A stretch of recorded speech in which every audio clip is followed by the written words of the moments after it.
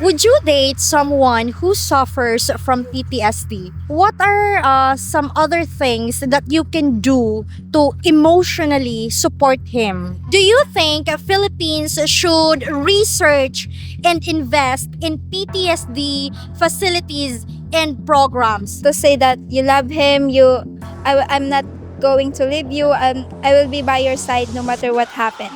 Would you date someone who suffers from PTSD?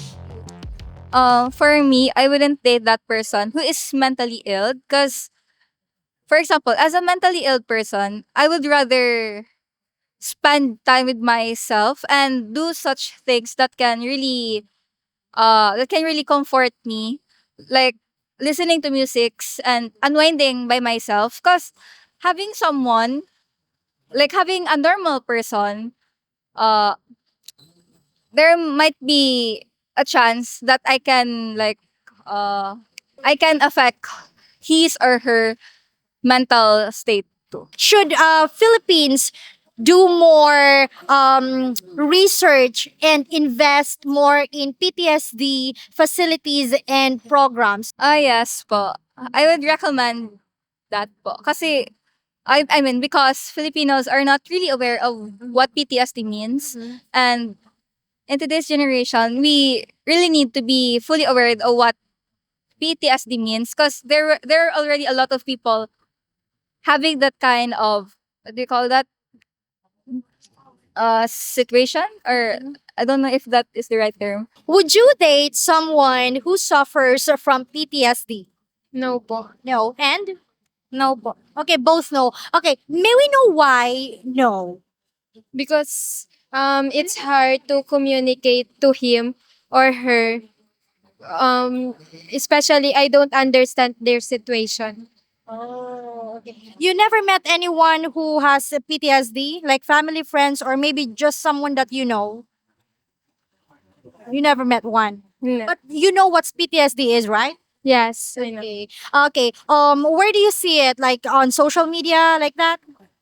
More on social media. Okay, social media. And how about you, Beo? Why is it no? I think po when someone is suffering PTSD, they will it will affect your relationship with them, and their experience will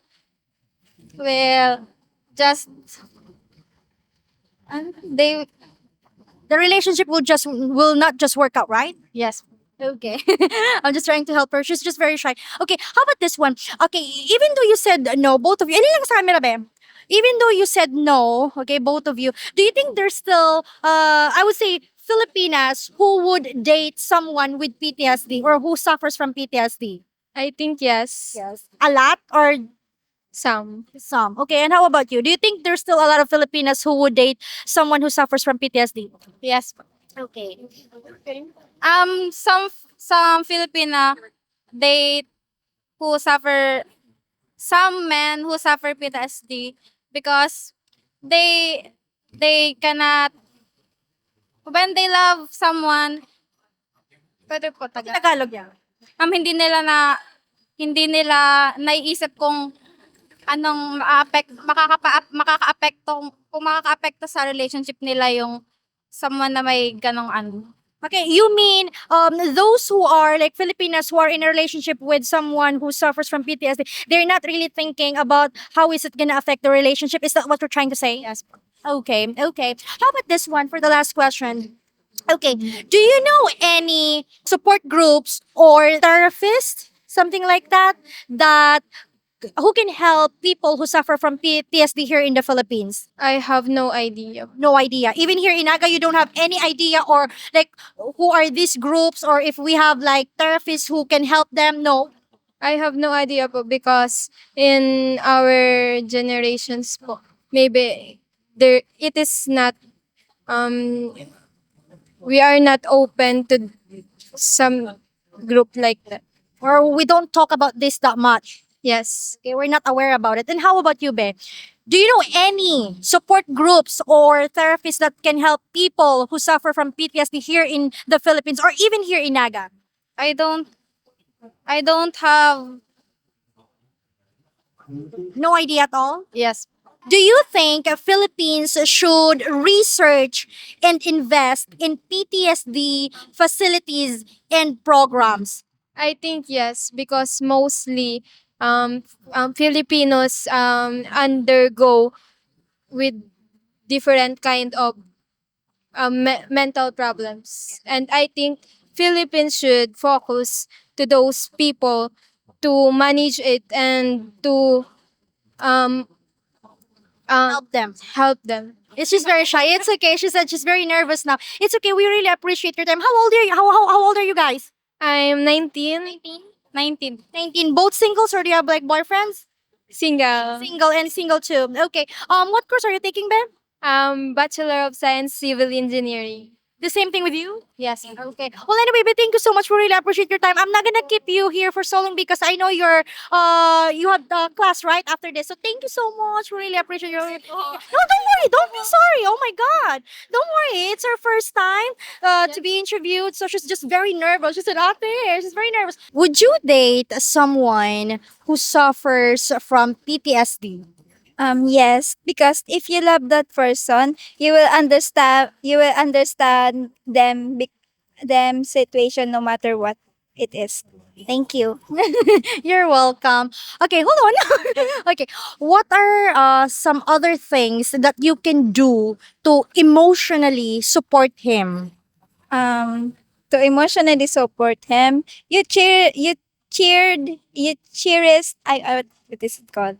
You will say good things, good words to say that you love him.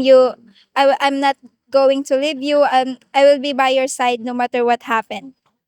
Wow. Okay, let's say this is just an example. Okay, let's say he's having some flashbacks. Okay, flashbacks from the traumatic event that happened to him. What are you gonna do exactly? I'm I'm I'm going to comfort him. I will say, don't worry, I will be by your side. I'm not gonna leave you. Do you know any support groups or therapists who can help people who suffer from PTSD here in the Philippines? For now, I don't know. I don't know what is, but I am reading somewhat fad. I have an idea that disorder is PTSD. Yes. Nagagamot din. You Like can cure. yes. Yes. Okay. What kind of cure? That's the first time I heard. Psychology. Psychology. Okay. You talk to the person who like work from that that psychology industry like ganun. Do you think Philippines should research and invest in PTSD facilities programs? I think yes, they should have that kind of groups that kind to build research to do something like that in here in the Philippines. How about to spread like awareness to people? Awareness. Yeah, about these, about the PTSD. Oh. If you're having some if you're having some kind of depression, anxiety or anything, you will just pray and what do you call this? You'll just pray and to have someone to lean on and talk to person. Talk to the person that most important thing for you. Okay, most important to you. Well, anxiety and depression is also one of the symptom of a PTSD. So okay, but should Philippines what do you call these, spread more awareness about PTSD here? Because you said you don't have any idea where exactly like the facility or groups here in the Philippines that that who can help to these people. Some awareness. Yes. Do you think they should spread awareness? Like teach people like us, Yes. educate us about PTSD. Because they should spread some awareness because for today's generation they are many students, not just army. They are students are many what we call Does he know about it? and they hide.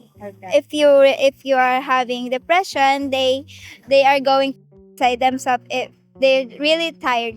Okay, okay. Well, how old are you, Beb? I'm 19 years old. 19 years old, and you're still studying, right? Yes. What course are you taking? Tourism management. Ooh, beautiful. Well, anyway, babe, thank you so much. We really appreciate your time. Thank you. You're welcome. Hopefully, we earned your subscription. And also, if you like our content, please consider becoming a member for exclusive videos. Thank you so much for watching and take care, everyone. Bye bye. Beautiful reflections